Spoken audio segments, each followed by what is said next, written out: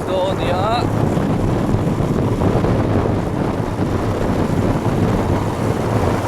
Rasul untuk akan base ya. Itu lama kan kalau ni.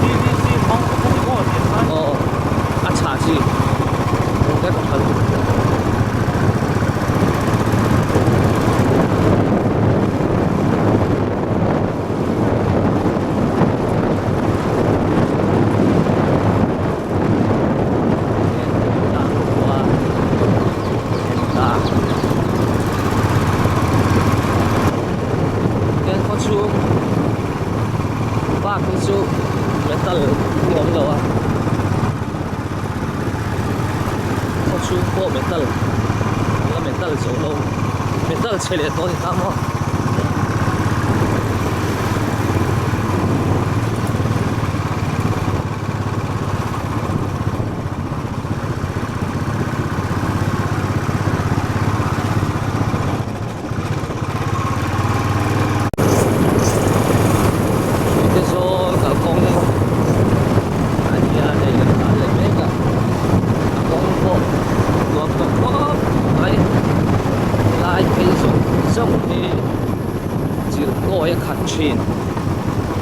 tàn nóc na hun kha nia bolero te po tàn na kha nia ni na chuan hei anuam to khop mai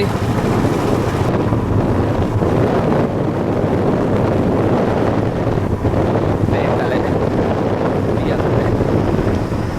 ne ma kian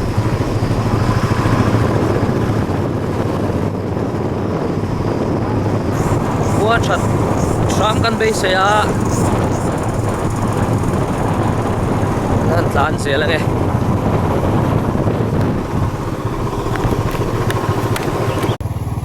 nó hết tuy tăng trang căn thể xía thì có thế mà cái là thì có lầu cái anh chiang à zero vết cái lầu lắm đi nó có hậu về hiền chúng ta cần làm tăng hiền xuống suy ta zol xía anh ta suy ta zol là cần đi tăng ở giờ đang xuống longin dei no lam kan pan do ni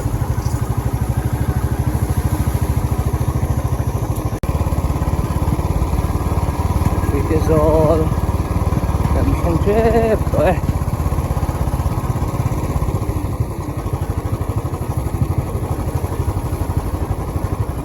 đã cả thật lệ thêm thì kan tan don din lama ko thak rồi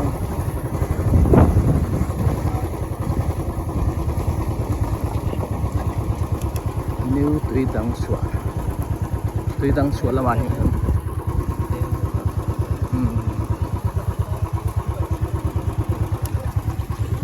yan tùy thế gió lạnh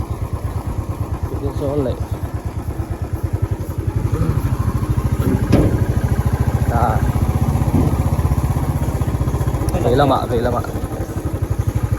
lê tùy thế gió gặp hiện ta phải buồn hỏng ta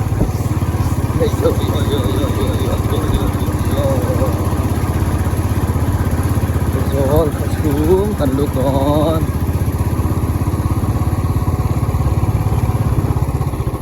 eo te lai chu ate ka khan mong chang ka langai ne alo tiak ve tlat mai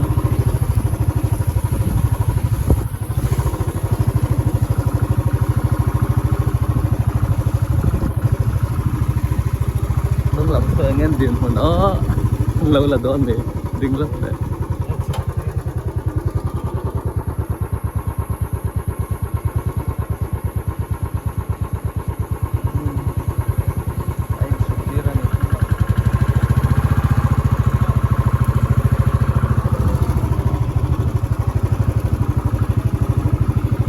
khu lùi ăn có mấy mò cũng phải khăn cơ chụp suy cơ số tận xem á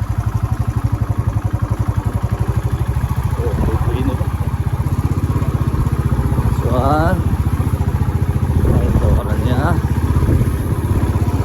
ô đặt thằng kia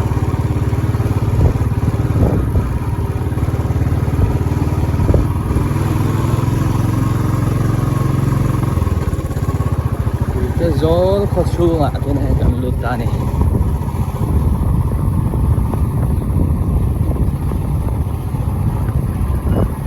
khó xuống ạ hiện tiền gió mà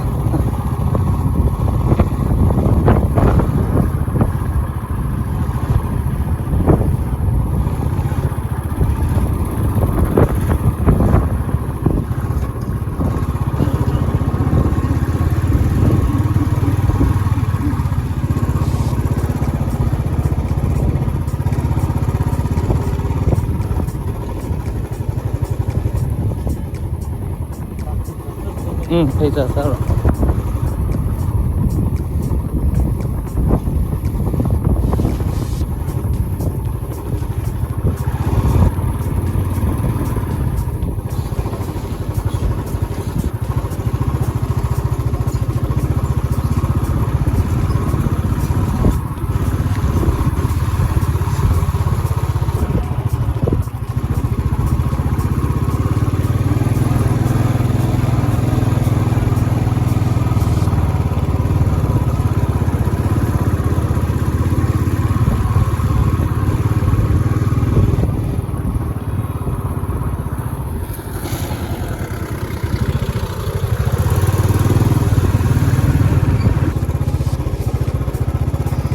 đấy han tấm thầy lệ thốt xuống ai đó nè tất cả xuống anh thật con nhiều bị ạt xong ồ cái này khô là gì à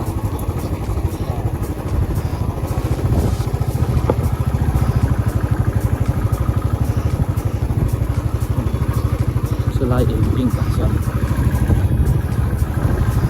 cả xóa là khảo thế em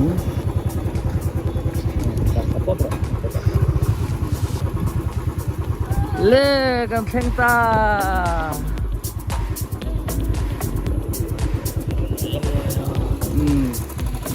là hiền thì ta do cầm thanh xia này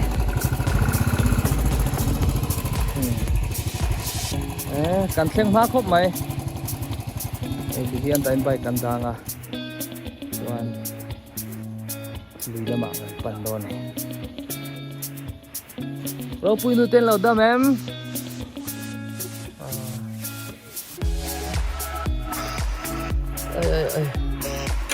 ơi không nghe là có rồi kia siêu mì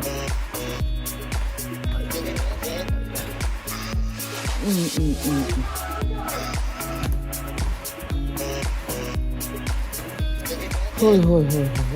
freestyle lâu này to lo freestyle lâu này to tao quên được tên cầm thanh ta si bayang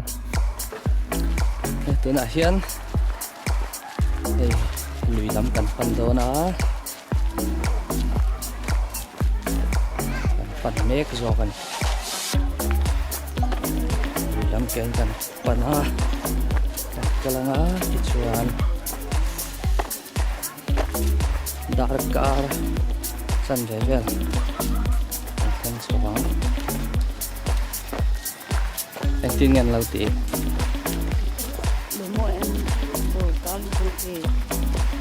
anh đây ta hiện nó chữ rộng ra này đỡ này làm bằng dô cả con lâu chụp ta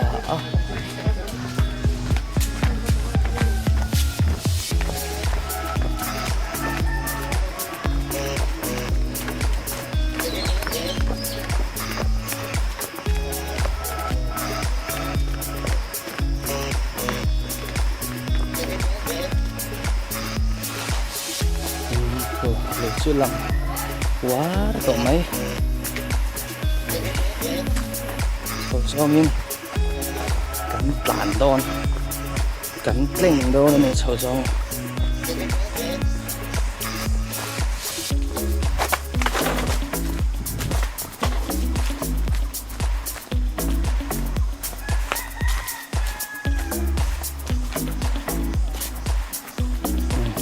ta khu lòng chuộng ta anu am don nha ai zo la trangin buat kan tal pang pa ai ha man buông về đây nó phải kan don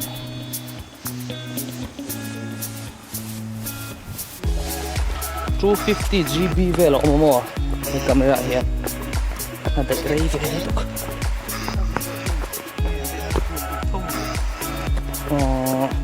có chiếng đâu có tiếng này tất cả cái chỗ giờ này hiện là thiệt lâu mà hiện cần sổ đồ này